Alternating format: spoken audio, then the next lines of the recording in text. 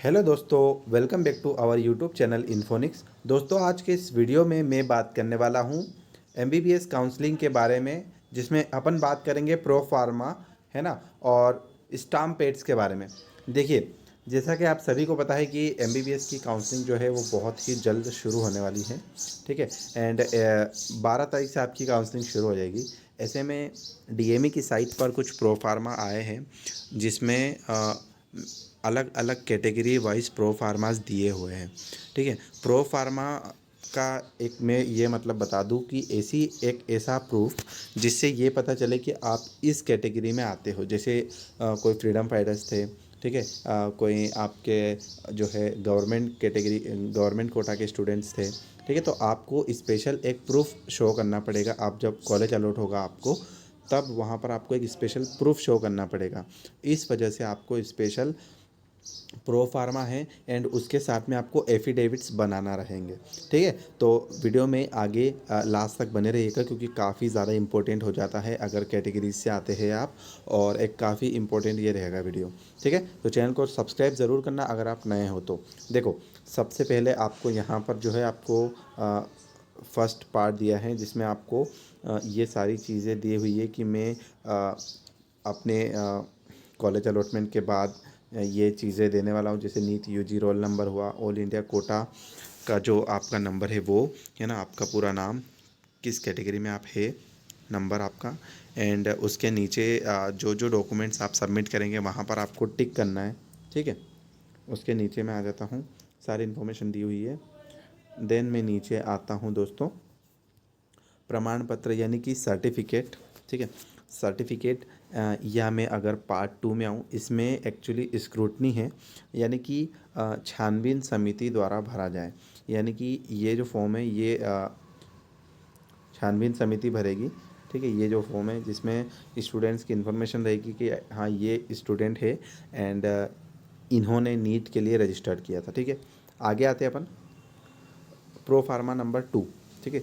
जो pro pharma 2 है उसमें सबसे पहला पार्ट रहेगा आपका मिलिट्री संवर्ग का, यानी कि जो आर्मी मैन है, आर्मी मैन जिनके सन या डॉटर जो है अभी नीट एग्ज़ाम उन्होंने क्लियर किया है और वो इस बार नीट की काउंसलिंग में पार्ट लेंगे। ठीक है। तो आपके लिए ये जो प्रोफार्मा है वो इस तरह से रहेगा, आपको प्रिंट करवाना रहेगा। और ये जो प्रोफार्मा है ये आपको काउंसलिंग के टाइम पर भी अपने साथ रखना है ना, क्योंकि आप जब डॉक्यूमेंट वेरिफिकेशन के टाइम पे जाएंगे, या तो आपको वहाँ पर लग सकता है या आपको कॉलेज में भी लगेगा। ठीक है। तो आपको ये प्रोफार्मा रखना है। इसमें आपका नाम रहेगा, फादर का नाम रहेगा, यहाँ पर पोस्ट रहेगी आपके फादर की। ठीक है। एंड यहाँ पर सर्विस नंबर रहेगा, एंड जो जो भी यहाँ पर इंफॉर्मेशन है वो लगने वाली है। ठीक। आगे आते हैं, प्रो फार्मा नंबर 2 का जो सेकेंड पार्ट है उसमें रहेगा आपका, अगर आप एमपी या एमपी के बाहर में अगर आप आर्मी मैन है तो आपके लिए प्रो फार्मा अलग रहेगा। ठीक है। ये आप देख सकते हो, इसमें अलग अलग तरीके से इन्फॉर्मेशन आपको लिखना है। जो नाम हुआ, आप फादर का नाम है, स्टेट कौन सी स्टेट में थे आप। ठीक है। यहाँ पर थल सेना, वायु सेना, नौ सेना। ठीक है। यहाँ पर आपके फादर की पोस्ट लिखना है आपको, है ना। फिर मैं आगे आ जाता हूँ गाइस, प्रो फार्मा नंबर 2। तो देखिए, ये था अपना प्रो फार्मा नंबर जो 2 है ना, इसका हम बात करेंगे। मैं थोड़ा सा नीचे आ जाता हूँ, आपको बताता हूँ। ये अपन ने बोला, डिस्कस कर लिया। हाँ, प्रो फार्मा नंबर 3 की बात कर रहा हूँ। इसमें स्वतंत्रता संग्राम सेनानी, यानी कि मैं बोलूँ जो फ्रीडम फाइटर्स थे, है ना, यानी कि फ्रीडम फाइटर्स के जो स्टूडेंट्स हैं, यानी जो बच्चे हैं, अगर आप अगर रजिस्टर्ड करना चाहते हो तो आपके लिए ये प्रो फार्मा रहेगा। आपको अलॉटमेंट के टाइम पे या डॉक्यूमेंट वेरिफिकेशन के टाइम पे ये प्रो फार्मा आपके साथ रखना है। एंड मेरी अगर आप बात माने तो इसकी फ़ोटोकॉपी 2-3 निकलवा लेना, ये काम आता है। ठीक। तो इसमें आपको वही फादर का नाम लिखना है, नीट यूजी के आधार। तो दोस्तों देखिए, यहाँ पर दो टाइप से आप फॉर्म भर सकते हो। यानी कि अगर आपके फादर या मदर इसमें थे, इस फील्ड में थे, तो आपको यहाँ पर नाम लिखना है। ठीक है। एंड आगे आता हूँ मैं। ठीक है। यहाँ पर प्रो फार्मा नंबर 4, देखिए, इसमें क्या दिया हुआ है कि जो एनआरआई या ओसीआई स्टूडेंट है, एनआरआई या ओसीआई मतलब ऐसा कि जो स्टूडेंट एनआरआई है, यानी कि इंडिया में नहीं रह रहे हैं, इंडिया के स्टूडेंट है जो बाहर रहते हैं, है ना, एंड इन्हें एफिडेविट बनवाना रहेगा। आपको पता होगा कि 1,000 रुपये का एक आपको नॉन जुडिशियल स्टाम्प पेपर लेना है। है ना, 1000 का एक judicial non judicial stamp paper लेना है। उस पर आपको ये चीज़ें जो है आप देख सकते हो, NRI कोटे सीट्स पे अगर आप एडमिशन ले रहे हो प्राइवेट कॉलेज में और डेंटल कॉलेज में MP स्टेट के, तो आपको इस तरह से प्रोफार्मा रेडी करना है, जिसमें क्या रहेगा, कैंडिडेट का नाम, ठीक है, किन के बेटे हैं ये, है ना, फादर का नाम, कितनी एज है, and we seeking admission in this course through this. यहाँ पर इंग्लिश में पूरा लिखा हुआ है, ईजी लैंग्वेज आप समझ सकते हैं। नाउ NRI आप है ये कैसे पता चलेगा, तो आपको OCI कार्ड देना है। सेकेंड चीज़ है NRI या OCI स्टेटस सर्टिफिकेट, जो आपको एम्बेसी या कंसुलेट जनरल इन, यानी एडमिशन जिस साल करवाया आपने, वो आपको इंडियन एम्बेसी या एम्बेसीज के थ्रू आपको एक स्टेटस सर्टिफिकेट लाना है, एंड NRI पासपोर्ट की कॉपी, ठीक है। ऐसा अगली चीज़ है प्रो फार्मा नंबर 5। इसकी अगर मैं बात करूँ तो इसमें क्या होगा गाइस, इसमें नोटराइज्ड एफिडेविट बाय गार्डियन या स्पॉन्सर। देखो ये स्पॉन्सर यानी कि ये जो एफिडेविट है ये स्टूडेंट को जिसने गाइड किया है ना, यानी कि कोई स्टूडेंट अगर यहाँ पर इंडिया में आ रहा है पढ़ाई करने के लिए, तो उन्हें जिन्होंने गाइड किया है ना, उनके द्वारा ये एफिडेविट लिखा जाएगा, एंड जो ये भी 1000 रुपये के नॉन जुडिशियल स्टाम्प पेपर पर रहेगा, ठीक है।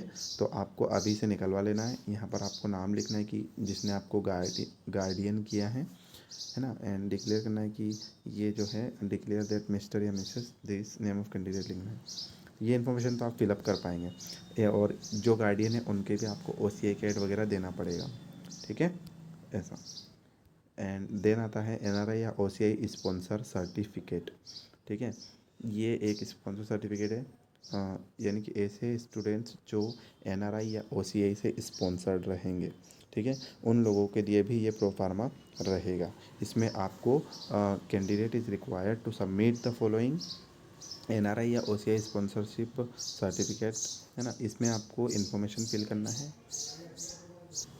ठीक है। सो ये जो चीज़ है ये आपको NRI स्टूडेंट्स के ये वाला फॉर्म रहेगा, है ना। अगली चीज़ मैं बात करता हूँ जो कि काफ़ी ज़्यादा इंपॉर्टेंट होती है, वो ये होती है कि 100 रुपीज़ के नॉन जुडिशियल स्टाम्प पेपर पर आपको ये एक शपथ पत्र या ओथ लेटर लिखना है।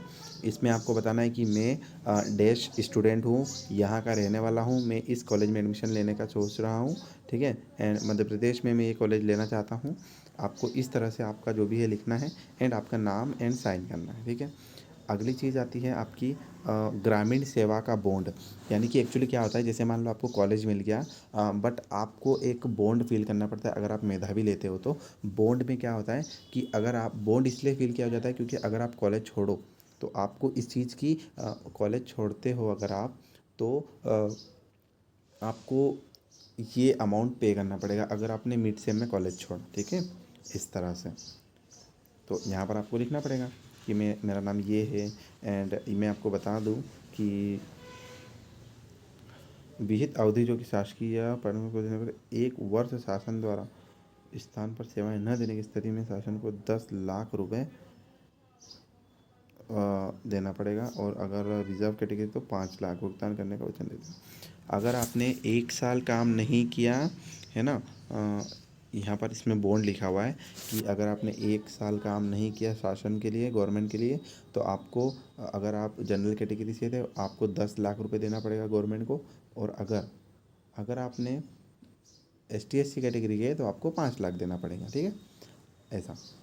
और सेम टू सेम चीज़ आपकी OBC कैटेगरी के लिए भी रहने वाली है, ठीक है, ऐसा। एंड आगे बात करता हूँ मैं दोस्तों, BDS में जो स्टूडेंट्स ऑल इंडिया स्टेट या ऑल इंडिया कोटे से MBBS एवं BDS पाठ्यक्रम में,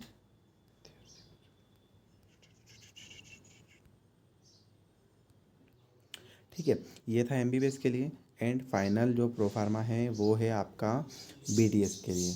अगर आप डेंटिस्ट बनते हो तो उसमें भी आपको सीट लिविंग बॉन्ड का फॉर्म भरना पड़ेगा, है ना, और आपको ऐसा कैसा प्रिंट निकालना है और इसमें अपनी इन्फॉर्मेशन देके कॉलेज में सबमिट करना है, ठीक है।